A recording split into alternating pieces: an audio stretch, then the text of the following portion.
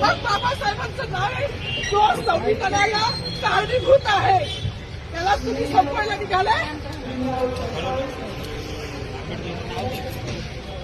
पालकमंत्र्यांची फार मोठी चूक आहे मॅडम, माफी मागणार नाही, पण पालकमंत्र्यांनी ही चूक पदरात घ्यावी.